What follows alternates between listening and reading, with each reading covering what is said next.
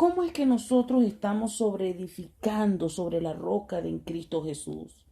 Cuando formamos familia, nosotros automáticamente también hacemos los asentamientos, los principios que van a regir en nuestra casa.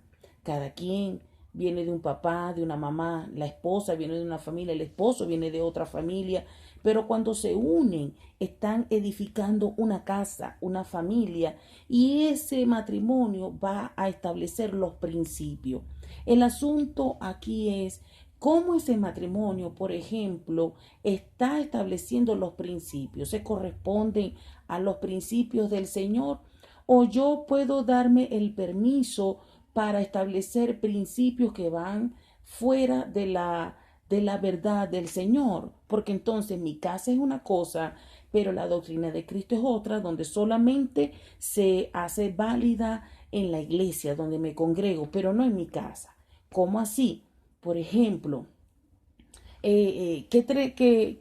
por ejemplo, estamos ya en un tiempo donde, por ejemplo, los matrimonios de personas del mismo sexo, ya en casi todos los países eso está aprobado, donde ellos pueden no solamente casarse, sino al mismo tiempo formar hogares, donde es tan natural que si ya la persona es mayor de edad o sencillamente, es su persona y hay que respetarle su espacio, su manera de pensar, no podemos imponernos. Y si esa persona, si es una hija, por ejemplo, o un hijo, y quiere tener relaciones sexuales con su novio o con la persona que le parezca mientras que se sienta feliz, entonces yo debo respetarle eso. Puedo aceptar de que traiga a la casa cualquier tipo de persona y convivir con ella mientras que esa persona sea feliz. La pregunta es, ¿se corresponde eso a la palabra del Señor? ¿Se corresponde eso a la verdad de Jesús? Oiga, si nada de esto afectase la vida futura de esa persona en el sentido de vida o muerte, de salvación o perdición, si eso no afectase en lo absoluto, crea que el Señor diera carta libre para que cada quien, desde su concepto, desde su ideología, desde sus principios humanos, pues pudiera regir su vida y hacer con ella lo que le da la gana. El asunto es que la palabra del Señor me establece categóricamente que el dueño y creador del reino de los cielos, el amo y Señor, tiene sus requisitos para entrar al reino de los cielos y obtener la salvación.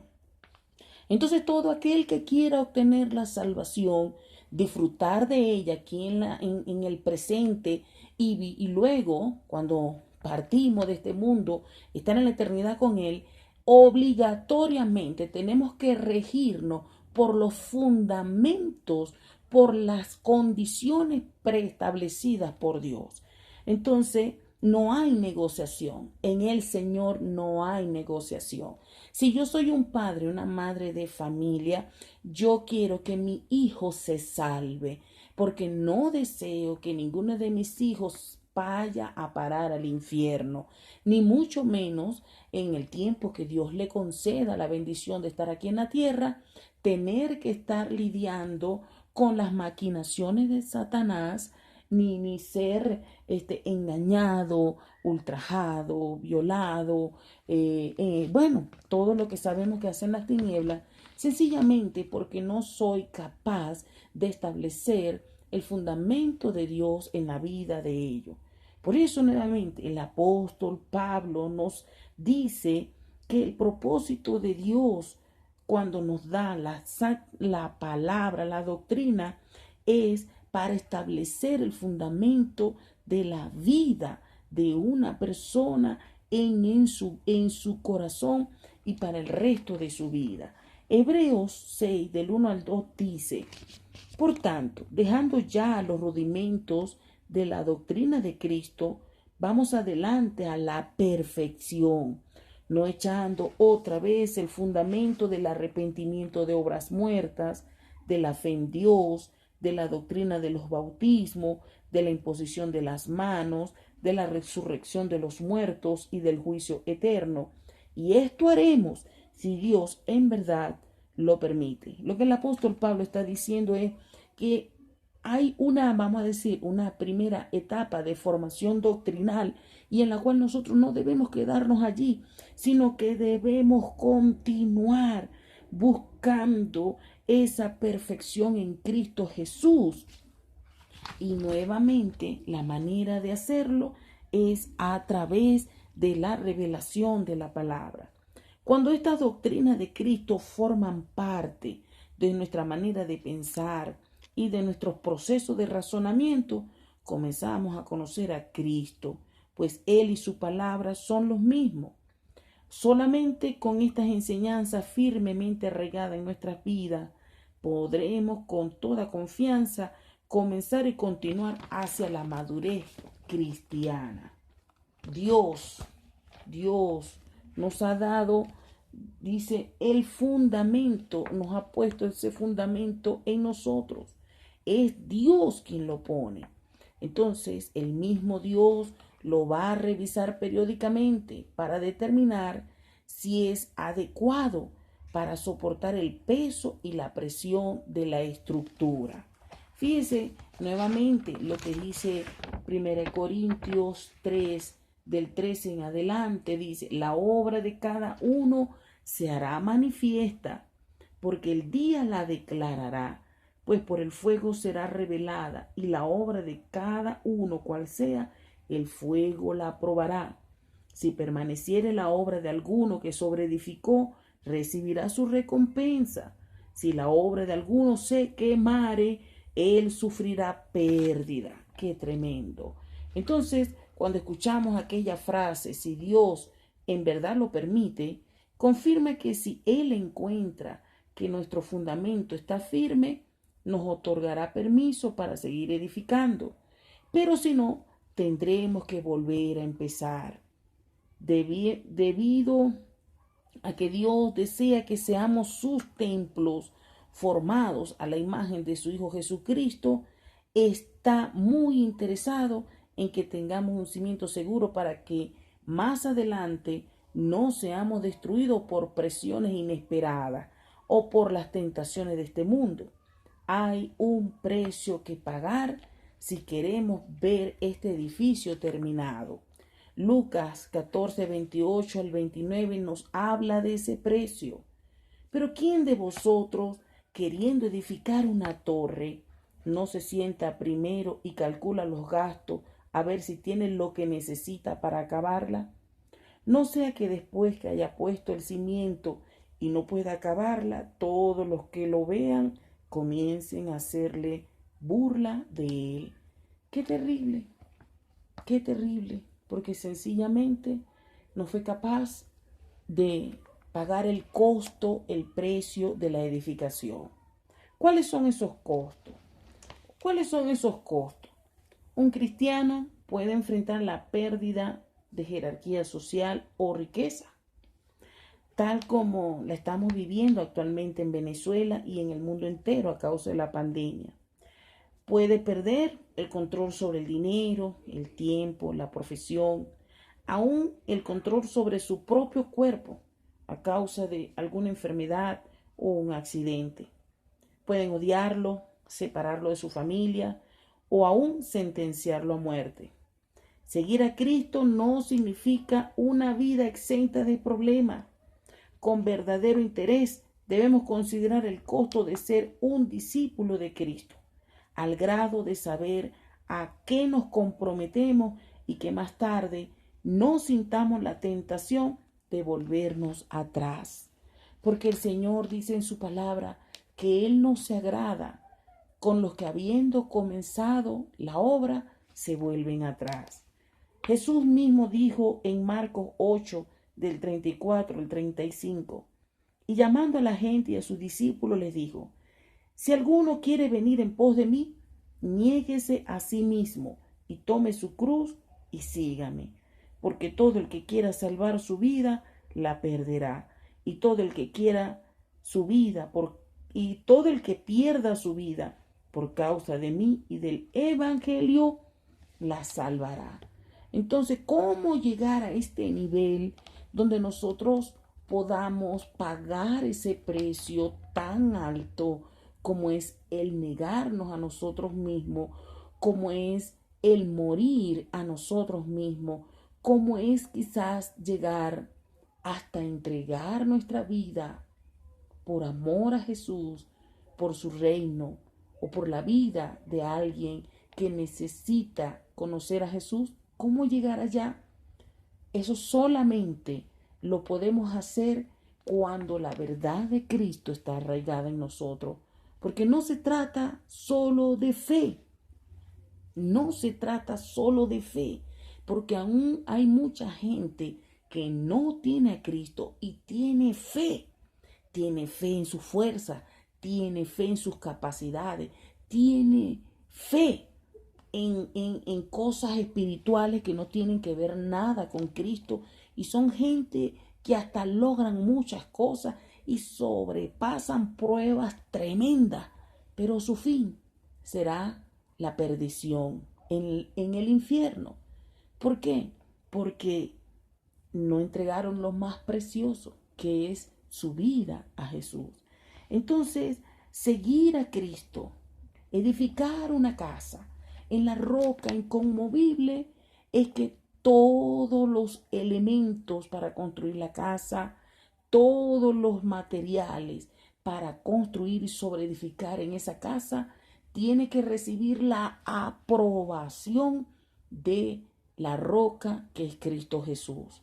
Ningún invento que nosotros hagamos, por muy buenas intenciones que tengamos, realmente puede recibir la aprobación del Señor. Si no va conforme a la verdad del Señor, no sirve. Yo voy a dejar aquí unas preguntitas bien interesantes para que usted me responda y veamos, conozcamos un poquito, a ver cómo estamos. ¿Cómo estamos? En la Biblia, en Primera de Samuel, capítulo 6, versículos 1 al 7, hay un caso donde había un hombre llamado Usa.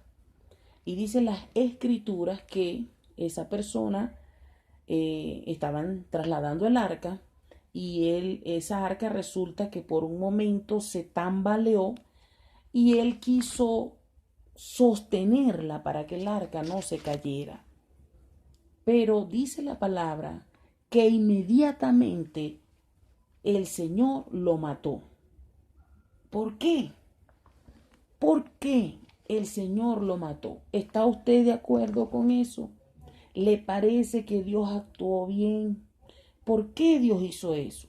Esa es la primera pregunta. La segunda pregunta es, vamos a ver aquí, que se la dejo. Y es el caso de María. Es el caso de María y de Marta. Dice que en el caso de Marta, quien quiso agradar a Jesús con su servicio, pero cayó en afán y enojo con su hermana María, porque no le ayudaba. Entonces, la pregunta aquí es, ¿era acaso injusto lo que Marta le estaba pidiendo al Señor? ¿Por qué el Señor le respondió lo que le respondió? ¿Qué era lo que el Señor le estaba diciendo allí? Y nosotros muchas veces somos esa Marta. Entonces, eso usted lo va a conseguir en Lucas capítulo 10, 38. Y una tercera pregunta que yo le dejo es la siguiente. Si un cristiano que ama al Señor, que ha entregado su vida a Jesús y ha servido al Señor, por presiones, por angustia, por desesperación, por lo que, esté sintiendo en el momento, se suicida. La pregunta es, ese cristiano que se ha suicidado, ¿se salvará o se perderá? Bueno, le dejo 3 preguntas allí para que usted reflexione o puede escoger alguna de ellas y la compartamos. Pero toda respuesta que usted me vaya a dar, vamos a ver, no me voy a adelantar.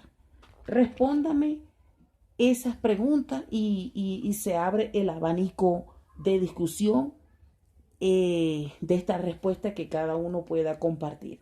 Bueno, familia, les Señor Dios bendigo. Un abrazo. Todopoderoso, yo te doy gracias por esta palabra que tú nos has dado. Oro, Señor, para que tú seas arraigándonos y edificándonos en ti mismo, Señor. Señor, oro para que mi familia, ninguno se pierda, ninguno se desvíe, ninguno de nosotros, Señor.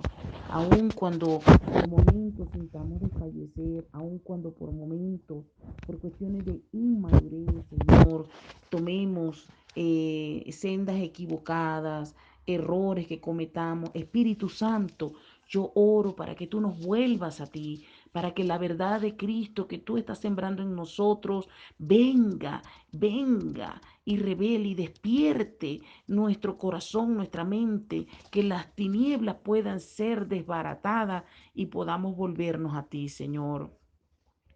Señor, oro para que mientras que estemos aquí en esta tierra, nosotros podamos honrarte con nuestra vida completa, porque tú has dicho, Señor, en tu palabra, tú has dicho, Señor, que el que quiera salvar su vida, la perderá, pero el que la pierda por causa de ti y de tu evangelio, la salvará. Señor, oro para que nosotros nos sometamos a ti, para que llevemos todo pensamiento cautivo a la obediencia en Cristo Jesús, para que no nos apartemos de tu presencia ni a diestra ni a siniestra, Señor, para que toda nuestra vida sea edificada en esa roca inconmovible en Cristo Jesús, para que también nosotros podamos ser instrumentos de tu paz, para que podamos ser, Señor, esos embajadores en cadena, en el nombre poderoso de Jesucristo, que podamos ser útiles a tu reino hoy, mañana y siempre. Señor, tú dijiste que tú escogiste de los más vil y menospreciados para avergonzar a los sabios. Señor, sabemos que nosotros somos esos viles y menospreciados. Aquí estamos, con nuestras virtudes y defectos, Señor, pero dispuestos a servirte, dispuestos a ser enseñados como barro en manos del alfarero. Espíritu Santo, ayúdanos a crecer, nos disponemos a que tú trates con nosotros y seas amalgamándonos y seas moldeándonos conforme a la verdad de Jesús y nosotros podamos permanecer. Señor, que nuestra casa y edificio no se venga al suelo, Señor, no se derriba, sino que permanezca hasta el día, Señor, que tú nos lleves. Oro para que los que hoy son papás, son mamás, que están edificando esta casa, que su familia, tú también les ayudes, Señor. Ayúdalos a compartir el Evangelio de Jesús, comenzando con su familia, Señor. Que ciertamente, Señor, quizás en este momento no se tendrá todas las condiciones económicas para darle la mejor educación o las mejores cosas por el presente, Señor, pero no hay regalo más preciado que un padre y una madre pueda dar que Cristo Jesús, porque sabemos que entonces el destino de ellos será la vida eterna. Así, Señor, como tú has permitido que nuestra mamá, que nuestra abuela, nuestra viejita Elsa Marina Pérez de Sánchez, Señor, oh Dios mío, que en vida, Señor, en esa vida cuerda que tú le diste, ella pudo edificar en nosotros con sus virtudes, con sus defectos, pero nos dejó bien establecido en Cristo Jesús. Hoy tomamos esa palabra, esa enseñanza. Ayúdanos, Señor, a honrar tu memoria y la memoria que nos has dado a través de mamá, de papá, a través de nuestros abuelos maternos, Señor. Yo doy gracias por la herencia espiritual que nos diste a través de abuela Jovita, abuelo Elvano, Señor. Gracias por la herencia que tú nos das a través de mamá.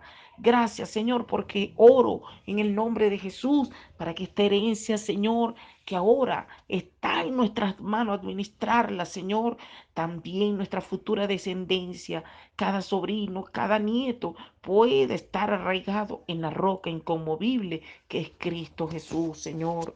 Señor, podemos perder muchas cosas, Padre, pero no a ti, Señor. Te doy gracias en el nombre de Jesús. Amén y amén.